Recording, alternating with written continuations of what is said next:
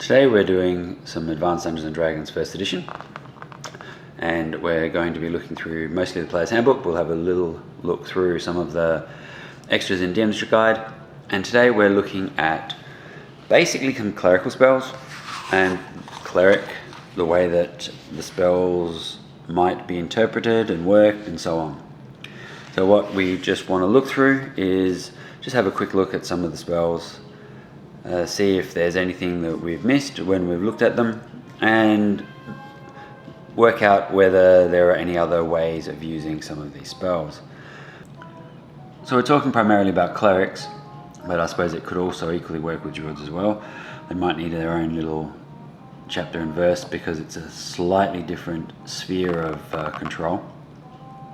But clerics and druids receive additional spells from having higher wisdom. So they're base spells that they start with, and then you get the bonus spells as they become accrued. So if you get 2 additional first level spells, then when you start out you have 3 slots available. Then if you've got additional second level spells, when they become available they open up, and so on. So having a high wisdom is clearly a good thing, but generally clerical spells are a little more buff type spells than they are direct all-out offense, but we'll have a look at a couple and just sort of work it all out from there. So on the face of it, it looks like there aren't that many spells for clerics, just being in the Player's Handbook 12. But that's nothing that stops the DM and player from working out other spells or having other options available. They can use other sources. These are a standard array, I suppose, is the easiest way of putting it, that everyone will have access to. If you're a specific god of something or other, you may have a special spell that's more directly related. And so if it's a god of protection, or it's a god of healing, or a god of war, may have some additional spells that the DM might want to throw in there as well as whatever the player makes up along the way. Now the first 2 levels of a clerical spell are effectively the doctrine and training. So whilst yes, they take up spell slots and use divine power to create something, all first level spells are very much available as almost out of a manual. Is Cure Light Wounds really a divine Cure Light Wounds, wave of the hand, feeling the energies of the Lord and God and whatever? Or is it like First Aid? And that's why it's D8 and it stays D8. If you're at second level, you've got a little bit more oomph. There's a little bit more divine energy that comes through. And in the DM's guide, it does specify that, as long as the players are doing what they're doing, they'll have access to the second level spells, and they'll be able to call on those just as easily. By the time you get to accessing third level spells and 4th and 5th level spells, they come from agents of the deity. So there might be, spirits, guides, hanger-oners, hosts of some description that sort of lurk about. So from the 3rd, 4th and 5th level spells, you're still dealing with intermediaries. With the 6th and 7th level spells, that's when you're dealing with the god directly, practically asking them for special permission. Now throughout all of this, the cleric needs to still maintain a healthy relationship with their teachings. And from here, if they need to move forward, they want to be able to use a 3rd level spell and they've been doing everything against their basic teachings, they may not actually do it. When they want to go and cast it, it may not be available to them. Or it might just go fizzle pop, and then they've got to atone or do whatever. All of this extra work is for the DM to try and figure out. It is handy and it is quite good to be able to mix it up a little bit. So, okay, you're going to be running with the deity of Bokob, then that's very much an understanding, learning, knowing, exploration type of a deity, one that likes to find out how things work. So if you sit there and you're just the party healer, they're not going to be too happy down at Castle Bokob, down on the Bokob team. Even though, Bokob the Uncaring, do they care? But still, some emo kid might take offense. But basically we're looking at all of these spells in some way coming through the divine power of the cleric. As we can imagine, it's quite clear that from the player's handbook to the DM's guide, a lot of rules and ideas and concepts changed. And one of the biggest measures of this comes in this spell. So in the Bless spell itself, we've got a number of factors which are all wonderful. It blesses an area, and you can give people in that area who are fighting pluses on their 2 hits and so on. And what we do mention in here is the friendly morale is increased by +1, and enemy morale is decreased by 1. Morale is a percentage based once we get up to the DM's guide.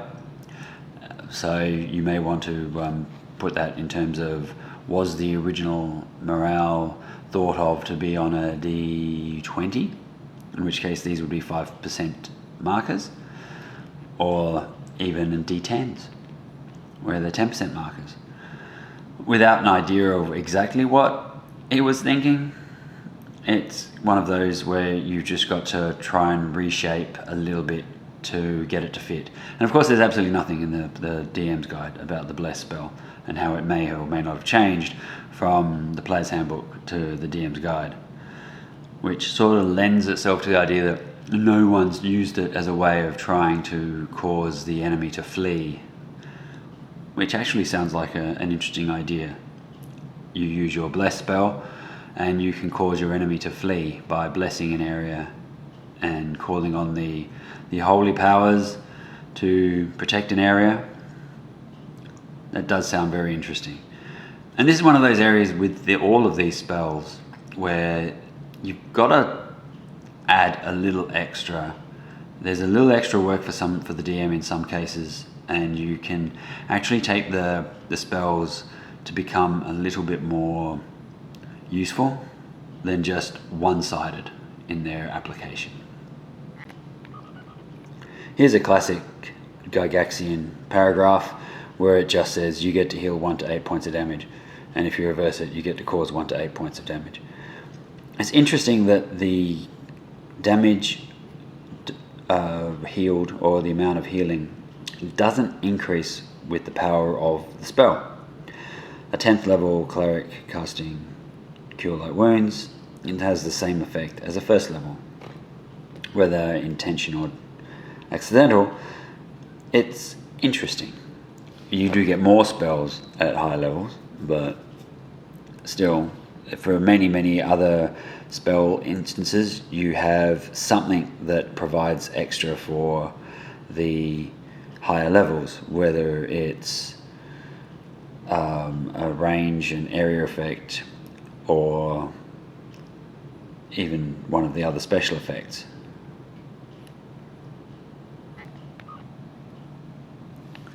So at 2nd level we start to get some interesting powers and interesting spells. Detect Charm being one of those, where you get to know whether there's been some sort of charm upon a target. If it's a monster, there's a saving throw. But if it's a creature that's cast the spell, then you just get the automatic, yes, there's a charm. But monster charmed via monster, they get a saving throw. So that's interesting. So it's the DM might just want to roll lots of rolls anyway, just that way it keeps everybody on their toes. But it's that sort of thing. You can do up to 10 creatures, even though the area effect says 1 creature. It's actually 1 creature per round for 10 for the duration of 1 turn. What I would also do is many of these detect spells, and it's the same with the no alignment and the detect magics and so on. Where are we? There we are. I would let the level of experience also define how much that they get out of the information from that. How long the charm's been in place, when did the charm arrive, what sort of creature perhaps did the charm come from. Someone who's charmed by a beholder, would there be a residual beholderness to that charm? Someone who's charmed by a vampire, would that have a different feeling? So I think that's where you get to work out the differences from the levels around. So at the first few levels you don't have a lot of control. Higher levels you generally do. Like a fine wine, you get to detect how the scents and what the barrels were like and so on. So no alignment, which is the other very important spell, it's the same thing. I think that, yeah, okay, what do you know? When you cast no alignment, yeah, you see that they've got a glow about them. You get to see that they've got a thing, you know, that lurks, a black murkiness, but doesn't mean anything in particular. And just because someone is of an alignment, it doesn't mean that they are necessarily bad in every aspect. It's hard. This is where the DM is just silently face palms and just goes, oh my god, what do I do? So, but the idea is that you are able to detect some sort of idea of what the alignment is. Now if we wander over to the DM guide, do you want to know what they say? They say nothing. DM says nothing. So obviously it was not something that was abused, and he seems to feel that this is something that is relatively easy to work out. Me, I like to sort of add a little bit, so I would go with, okay, yeah, you get the feeling, you get to see, you get to sort of sense the aura of the person. But that's just how I run it. By far one of the greatest spells available, the slow poison spell. So this is one of those spells that people can sort of look at, and it takes a lot to take in as to what they do.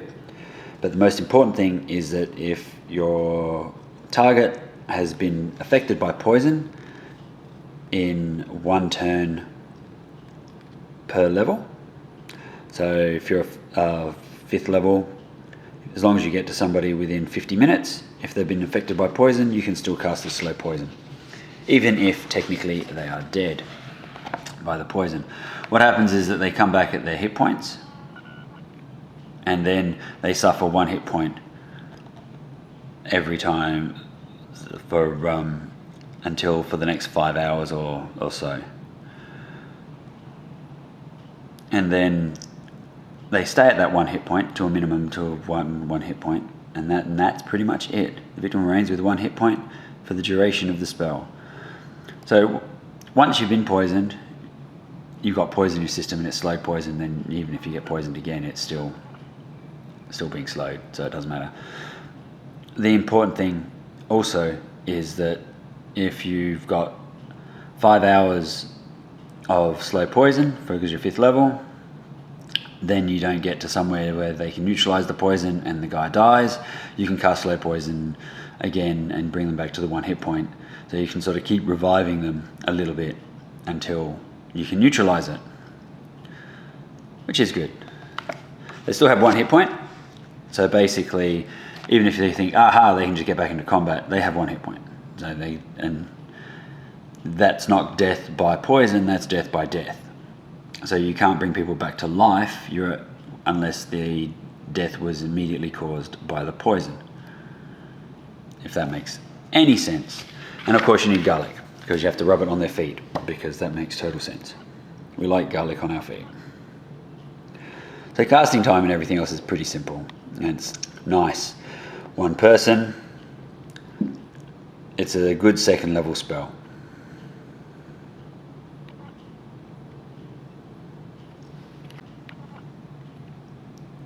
One of my favourite spells that's second level, and it's related to the third level spell as well, Chant, which also relates to prayer.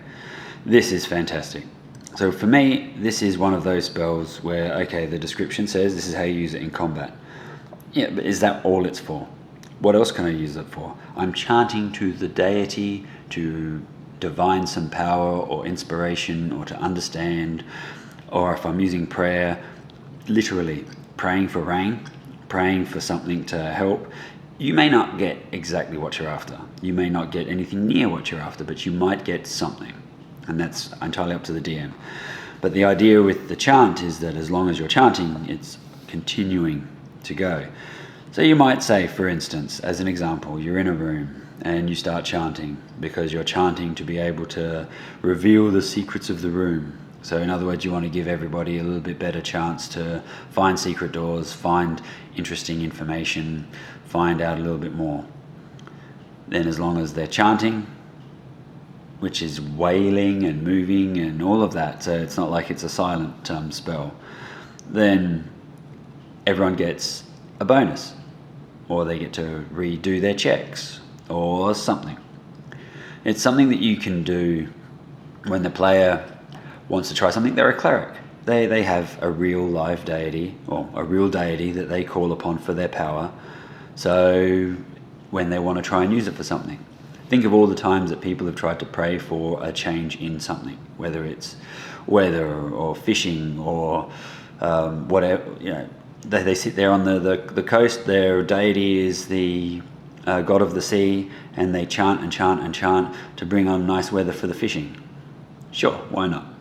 Or a better bounty from the fish, or to defend the fish. I don't know. Just something that you can do. Or if you want to chant and call up the waves to create a swell so that it becomes difficult for enemy to do whatever. Use chant and prayer, and constantly just ask the DM, can I do this? Can we do it this way? And the DMs should be prepared for that level of questioning in terms of saying, okay, well, how do I want chant and prayer to work? Only as it's written in the book. It's only good for combat. Okay, let them know that. But it's like, that's not too bad. Yeah, you sit there and you chant and you go into a meditative state and you can do something. You know, you can commune with the spirits to find out what happened 5 minutes ago. Not a clairvoyance, clairaudience, or precognition, postcognition.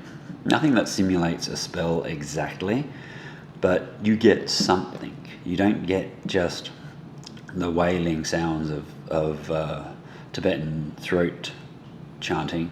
You get something out of it. And I think prayer is also another one where you can do the exact same thing. Now, of course, it's always great when you've got 5 junior clerics chanting, so that the big buff guy that's the enemy can suddenly just have +5 on everything. Everyone's -5 to attack. So that's always nice too.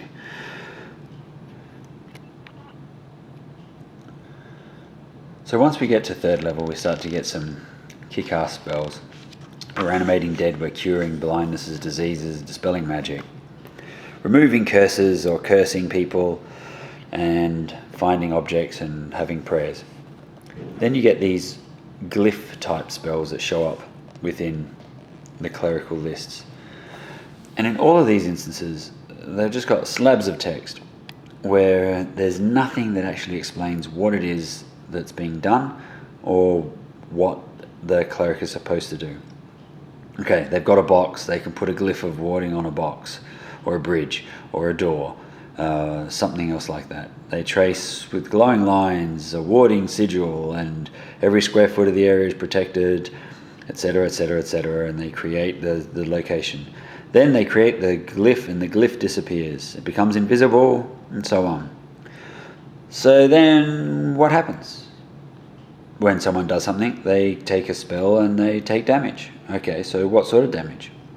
Well, some glyphs shock, some glyphs paralyze, fire, they blind, or even drain an energy level. So how do you know what is what and what are you doing? So if we wander on over to the DM's guide, we've got these things. And it's like, okay, I don't understand what this means. So how do I do that then? I got a glyph. Do I just know these glyphs? And this is one of those where I think, okay, if you're a cleric, you've achieved 5th level, you've now got your first access to the 3rd level spells, do your training with your order, you've come back, you're ready to go, you might get 1 or 2 of these things, and you have to explore the rest. Much like a magic user has to go out and try and find something. If you're happy with fire, go fire. If you're happy with lightning, go lightning. But if you and the DM want to come up with, okay, you open up an ancient tome, and inside are these glyphs that you can use, and you can now read them and attach them to your glyphs of warding that will create the following effect. So when they make their glyphs, they start from there. It's something that allows them to just keep improving, because otherwise they can do the same thing at 5th level as they do at 10th level, and it's not a lot of difference. So even with the damage, you're not looking at extreme damage coming from higher levels. So what do you get when you're at a higher level? You get to energy drain. Well, that's assuming, well, it doesn't actually say you get to energy drain, it says it's an option. So you should learn these things and I think grow with the character. So when you get it at 5th level, you go, okay, yeah, you get fire. That's it. Then if they want, then they go and crack open an ancient tomb and they find a clerical scroll. Maybe there's a lightning or a paralysis glyph. Then they have an option when they do glyphs of warding for fire and paralysis and so on. There's a whole slew of glyphs out of Greyhawk, as it says, the world of Greyhawk. He loves glyphs and they can be really useful and funky. So anyway, that's something that to think about as a DM, because it's not really written anywhere, but I just think, again, having the separations between low levels, mid levels, high levels, what they can and can't do, then we can take it from there. Animate Dead is really quite cool, because obviously you're bringing up zombies and skeletons, which we all love. But something that needs to be explained a little bit is that if you wanted to bring up a zombie hill giant, you're going to have to be pretty high level, but for every level you are, you get to do 1 hit dice of monster. And that can be 6 zombie, or that can be 6 skeletons, 3 zombies if you're 6th level. So that 5th level that has access to the spell can bring up 5 hit dice worth of monsters. Which also means that if you're a 4 hit dice creature, you can do a zombie 4 hit dice creature, and you've got that lurking around. A zombie adds 1 die to the original hit dice. So for a hill giant, or a fire giant, sorry, let me go with the fire giant because I know that one's 10. And that's got 10 hit dice. Then if you want to do a fire giant zombie, that's 11 hit dice. A fire giant skeleton is 10.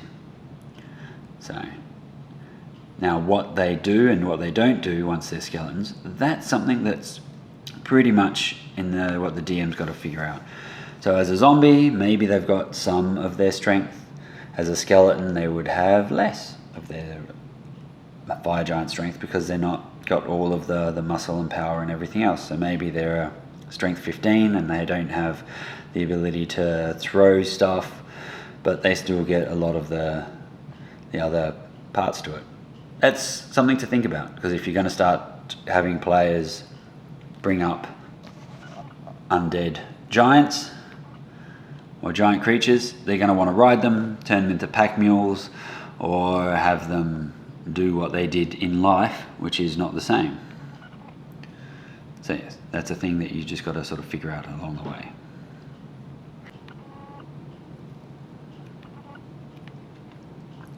So looking at the top end of town, we've got Aerial Servant.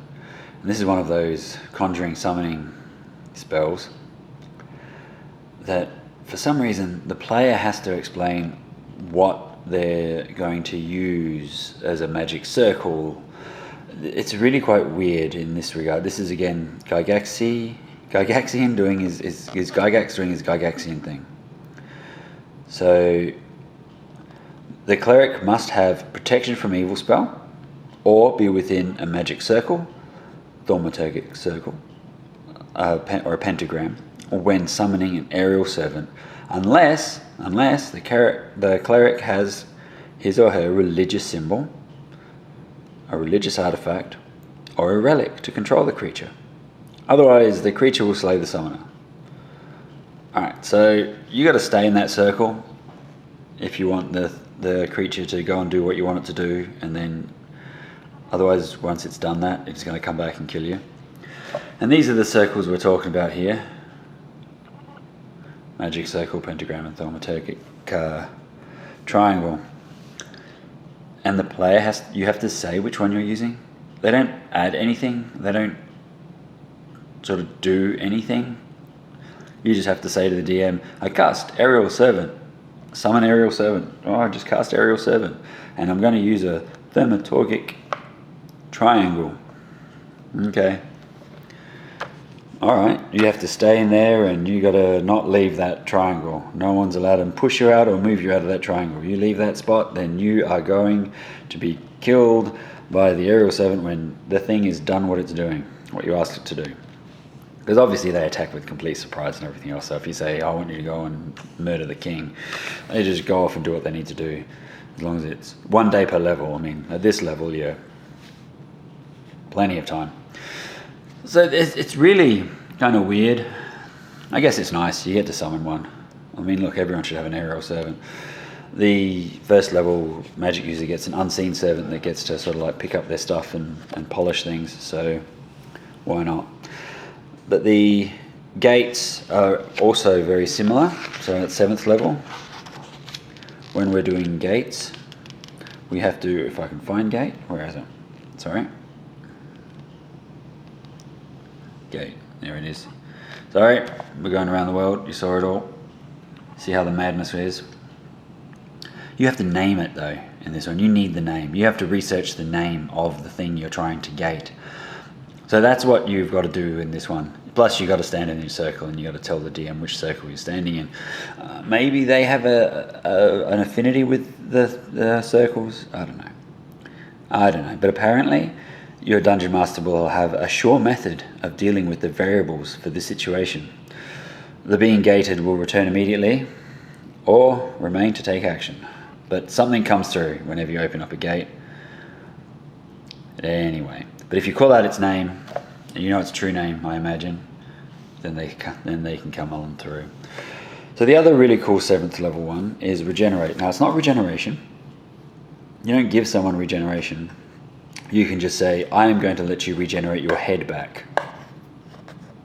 Yeah. Or your arm, your hand, your appendix.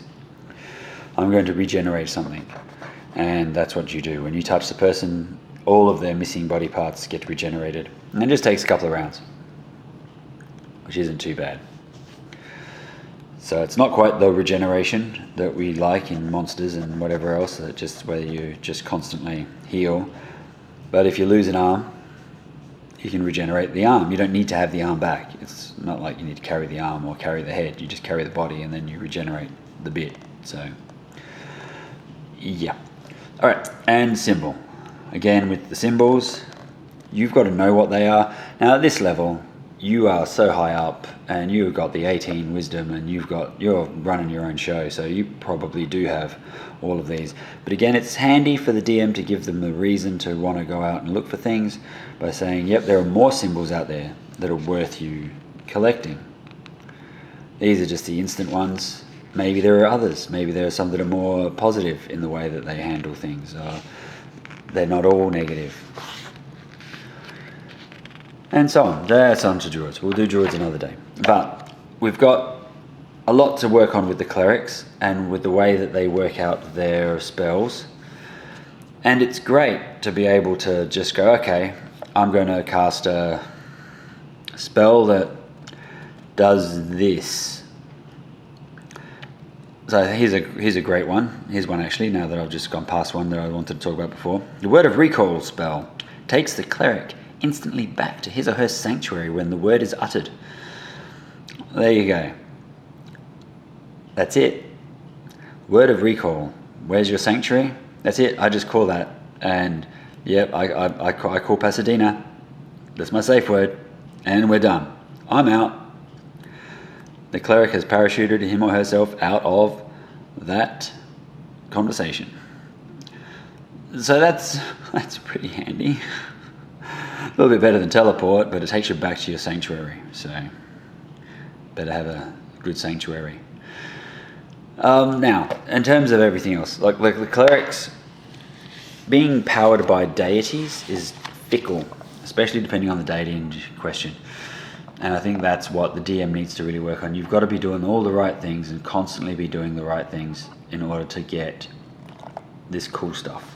I mean, to be 7th level, you got to have 18 wisdom and 16th level, right? So get level 7th level spells.